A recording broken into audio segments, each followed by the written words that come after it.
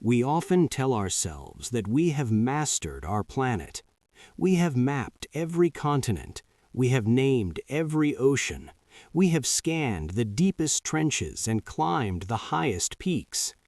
Science creates a comfortable illusion that everything on Earth has a logical explanation.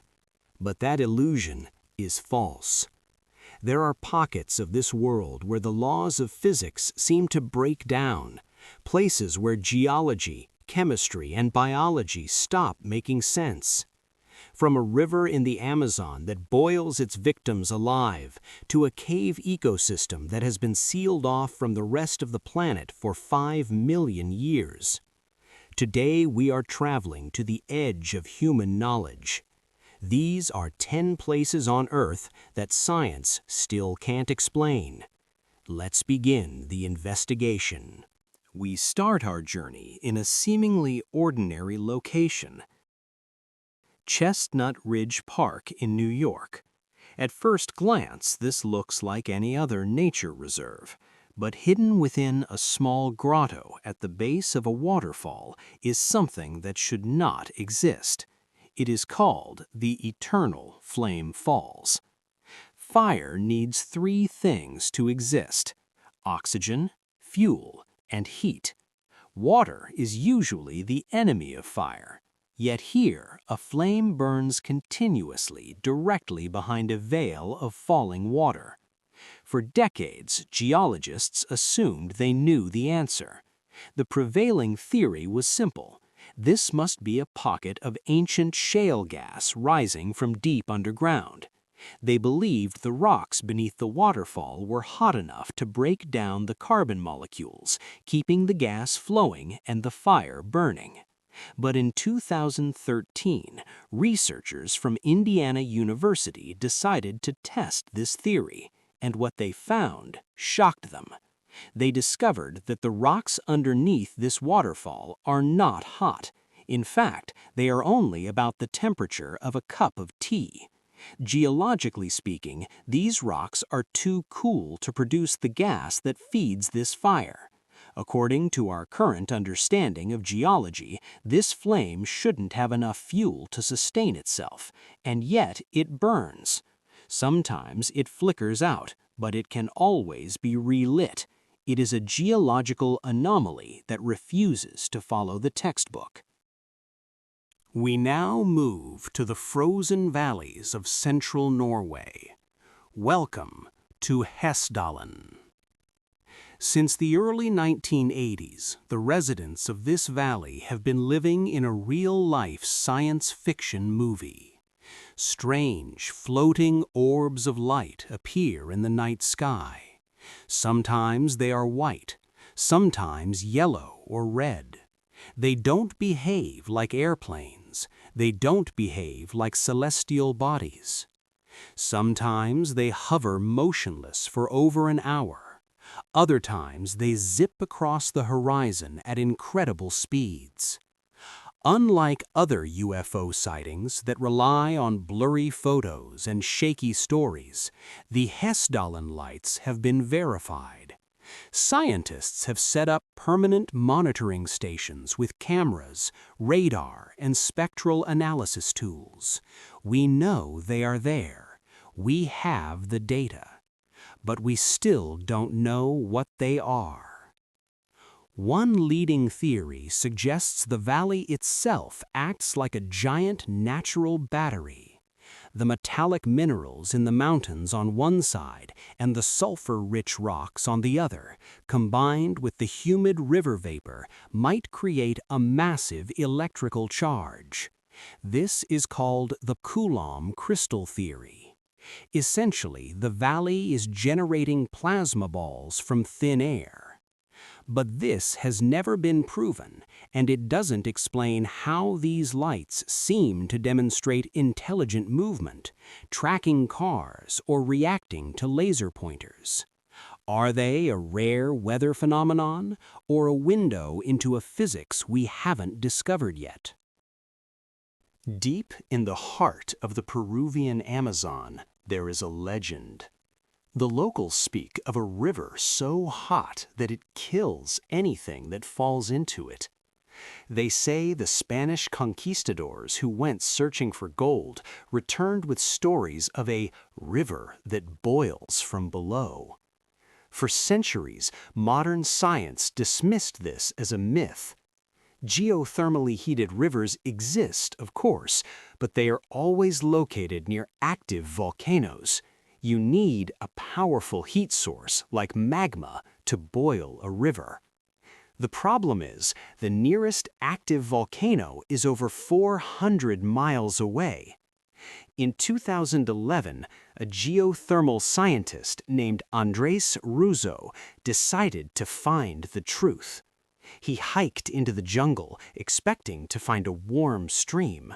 What he found was Shanay-timpishka. The water here averages about 200 degrees Fahrenheit. It is hot enough to boil a human being alive in minutes. Small animals that fall in are cooked instantly. The eyes cook first, turning milky white. Then the proteins in the body break down. Russo was baffled. Without a volcano nearby, where is this massive amount of heat coming from? The current theory is that water from the Andes Mountains flows so deep underground that it gets heated by the Earth's geothermal gradient before shooting back up through a fault line in the jungle. But the sheer volume of water and the speed at which it heats up makes this system unique on Earth. It is a massive thermal anomaly that defies the standard geological model of the Amazon basin. In 1986, just a few miles from the Black Sea coast in Romania, workers were testing the ground to build a power plant. They drilled into the earth and stumbled upon something that shouldn't be there: a void, a sealed chamber. This is Movile Cave, and it is arguably the most alien place on our planet. Geologists determined that this cave has been completely sealed off from the outside world for over 5.5 million years. No light, no fresh oxygen from the surface. When scientists finally lowered themselves into the darkness, they expected a dead, sterile environment. Instead, they found a thriving city. Inside this poison atmosphere, heavy with hydrogen sulfide and carbon dioxide, life had found a way. Researchers discovered 33 species inside this cave that exist nowhere else on Earth. On the surface, all life is based on photosynthesis, energy from the sun. But down here, in the eternal dark, these creatures rely on chemosynthesis. They feed on the toxic methane and sulfur bacteria that coat the cave walls. It is a completely independent ecosystem. If all life on the surface of Earth was wiped out by a nuclear war or an asteroid, the creatures of Movile Cave wouldn't even notice. Science is still studying how these animals evolved in total isolation. They are a living time capsule that challenges our definition of what life needs to survive. In the glowing fields of Piedmont, Italy, there stands a botanical impossibility. This is the double tree of Casorzo. Now, parasitic plants are common in nature. We see moss or small ferns growing on tree trunks all the time. But this is different. This is a fully formed, healthy cherry tree, growing directly on top of a fully formed, healthy mulberry tree. Normally, in a parasitic relationship like this, one of two things happens. Either the guest tree stays very small and stunted because it lacks nutrients, or its roots penetrate the host tree so deeply that it kills the host. But in Casorzo, both trees are massive, both are thriving. The locals suggest that a bird may have dropped a cherry pit into a hollow part of the mulberry tree decades ago. That explains how it started. but science struggles to explain how it survived. The roots of the cherry tree have somehow grown through the hollow trunk of the mulberry tree all the way down to the soil beneath without killing the host. It is a harmonious anomaly. Two massive organisms occupying the exact same space, defying the laws of botanical competition. If you sail onto Lake Maracaibo in Venezuela at night, you don't need a lighthouse to see where you are going. You just need to look up. This is the home of the Catatumbo lightning, also known as the everlasting storm. For roughly 160 nights a year, for up to 10 hours a day, the sky here explodes. At its peak, there are 280 lightning strikes per hour. It is so bright and so constant that sailors have used it for navigation for centuries. It generates more ozone than almost any other place on Earth. Atmospheric scientists have studied this phenomenon for decades. They know the ingredients. The warm trade winds from the Caribbean blow into the lake and get trapped by the Andes Mountains. The heat and humidity collide with the cold mountain air. But the mystery deepened. In 2010, after centuries of constant activity, the lightning stopped. For 6 weeks, the sky was dark. Scientists were baffled. Was it climate change? Was the methane depleted? Then, just as suddenly, it returned. It remains the most electric place on Earth, a natural power plant that science can observe but cannot fully predict or control. We now move to a place where the mystery isn't about ghosts or aliens, but about the invisible, silent death that humans created. Welcome to Lake Karachay in Russia, or, as it is known in the scientific community, the most polluted spot on Earth. During the Cold War, this lake was used as a dumping ground for the Soviet Union's secret nuclear facility, Mayak. They poured high-level radioactive waste directly into the water. For decades, this was kept a state secret. But in the 1990s, when Western scientists were finally allowed to visit, their instruments went off the charts. They determined that simply standing on the shore of this lake for 1 hour would deliver a lethal dose of radiation. You would be dead within weeks. To stop the radiation from spreading, the Russian government decided to do something drastic. They didn't clean it up, they buried it. Today, the lake is almost entirely filled with concrete, blocks to keep the radioactive dust from blowing away. The mystery that terrifies scientists today is where the water is going. Recent studies suggest the radioactive groundwater is slowly migrating. It is seeping through the rock layers, heading toward river systems that feed into the Arctic Ocean. We know the poison is there, but the geology of the Ural Mountains is complex. Science cannot fully predict when or where this subterranean Chernobyl will re-emerge. It is a ticking bomb buried in concrete. In the Chihuahuan Desert of northern Mexico, there is a patch of land where the world goes quiet. Locals call it La Zona del Silencio, the zone of silence. In 1970, an American Athena missile launched from Utah went off course. It didn't just drift, it seemed to be pulled by an invisible force directly into the heart of this desert zone.